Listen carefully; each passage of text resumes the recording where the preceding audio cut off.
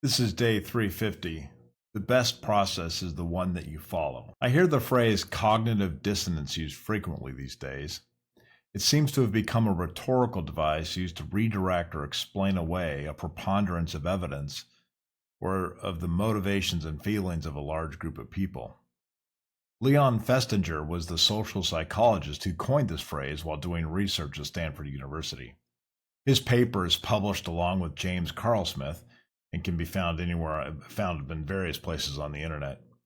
This paper is worth reading as it has become one of the great classics in social and behavioral psychology. The experiment these two performed was on 71 male students in the psychology department at Stanford. The methodology for the study was quite remarkable. They had the students participate in a series of routine, mundane, and boring tasks. The actual work they were doing during the experiment was completely meaningless. I will not get into the exact procedure of the experiment. Suffice to say that they brought the student in for what seemed like an impromptu conversation. In that conversation, the interviewer would find out what they thought of the experiment. Prior to this, they had offered $1 and $20 to some of the students to be on call to do the experiment again if needed. The conclusion of the research indicated that even though the students had developed a private opinion that the test was incredibly boring and tedious, there was a tendency to change their opinion and bring that into alignment with what they had been doing and saying, meaning they would change their opinion to be more favorable. Also interesting was that if you offered a little incentive, the $1, it increased this behavior, whereas applying too much incentive, the $20, had the opposite effect. This was the study that provided the evidence behind Festinger's cognitive dissonance theory. I think Festinger's idea was brilliant, but what I find even more interesting is how people will use this argument in an attempt to defeat entire systems of religion with millions of devotees. Also, to use this as a way to explain why half the country does not believe politically the way they do. It's fascinating how we will grab onto anything that sounds complex in order to justify or manipulate a positive view into our way of thinking or our behavior. If you've read this far, you will now know the foundation behind this theory. So if someone attacks you as having cognitive dissonance because of your adopted belief system, you will understand how that rhetorical device grossly over-exaggerates the reality behind the experiment and the subsequent research used to validate this theory. However, I bring this up for an entirely different reason. The research behind cognitive dissonance does demonstrate something about human behavior. We can believe something about a process while continuing to rationalize and support either not performing that process or doing a completely different behavior altogether. Here's an extreme example. We believe it's necessary to have a bedtime routine where we relax and have our minds clear for a good night's rest, all the while spending our evenings scrolling through social media or streaming Netflix shows. So we will actively tell people the virtues of meditation, but at the same time be watching a violence-filled dramatic series instead. In my opinion, this is what the cognitive dissonance evidence demonstrates. We are perfectly okay with believing in, supporting, and advocating for a process, yet in reality we do not follow the process at all. We might call this hypocrisy. However, I think that is too strong of a term.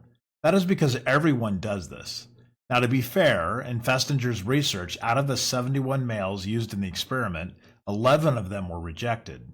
5 of the students were instantly suspicious and guessed what the experiment was really about. 2 of them did not choose to lie, but rather came right out with the fact that they were paid to do the experiment, and 3 of them refused to take money at all and quit. 1 of them would not agree to say anything at all until after the experiment was completely over. So I think it is safe to say about 3 or 5 out of that 71 were against the hypocrisy of the situation. This means that less than 10% of the population is noble enough to avoid this dissonance issue altogether. So hypocrisy is not a correct description. I think it is better to say that the person just failed to live up to their ideals. And according to this study, most of us will be guilty of this. This leads me to an important conclusion. This has nothing to do with what people think of you or how you portray yourself to others. The conclusion has to do with what you will actually do in order to improve yourself or your business. The only process that will be effective for you is the one that you will actually do. You can pretend all that you want to. You can create grand schemes and broadcast them to the highest treetop, but if you do not do it, then it is meaningless. In the business world, we call this execution. I like that word, execution. Do you have a process that you believe will help you? If yes, then ask yourself if you are willing to execute, meaning perform the process on a regular basis. Most people seem to struggle with an intense cognitive dissonance regarding eating habits. There are a lot of people who will tell you that abstaining from alcohol is necessary for optimum health, but every night they are putting away 6 beers. People who absolutely believe that intermittent fasting will help them with their metabolism and keep their eating habits in check, yet they will break their fast every morning with a trip to Starbucks, extra cream, some type of sugar added, and a double smoked bacon breakfast sandwich and a nice glazed donut because they deserve it. If you take a few moments, you will quickly uncover these areas of dissonance in your own life. They are not difficult to find. It is important to consider that cognitive dissonance is not a way to explain away the tendency for people to gravitate towards religious faith. It is, however, a way to explain why people profess a spiritual practice and extol all the virtues of this practice, yet not follow them. The Muslim or Jew that eats pork, the Latter-day Saint that smokes cigarettes, the Jain that loves steak. We all have examples of this, and perhaps some of us are guilty as charged. Regardless of our religious background, we all tend to believe in a certain way of living that is supposed to be correct, the healthy way of living. The real question for us to ask quietly to ourselves is not what we believe, but rather what we are actually willing to do. No system of morality, ethics, or dietary laws will do us any good unless we follow them. Reports show that certain cultures and religious followers generally live longer, healthier lives because of the dietary and other rules they establish. However, these percentages usually only show a slight improvement over averages. Why? Simple. Most people do not follow or what they profess to believe in. Now, do not feel bad if you are one of the majority who believes in one thing and does another. That is the majority of humanity. You can include me in that group. I have a fair amount of dissonance going on in my own life.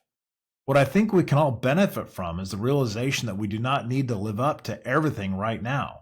Instead, we can live up to 1 or 2 things by creating a process that we will follow. I used religion as an example, but we could also apply this to business. I can profess that Six Sigma lean manufacturing is the absolute best methodology out there for my type of business, but it does not follow a single concept I remember from school. You are never going to implement this fastidious of a process overnight. Rather, you can pick a few things, create a process around them, and start executing on that. In the end, cognitive dissonance, as Fessinger's research revealed, isn't just an abstract psychological theory. It's a reflection of how we as humans navigate the contradictions between our beliefs and our actions.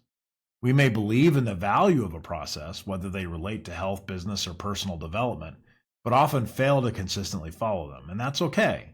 What matters is not perfection, but progress. The key takeaway is this. Success, whether in personal or professional life, is not about what you say you'll do, but what you actually do.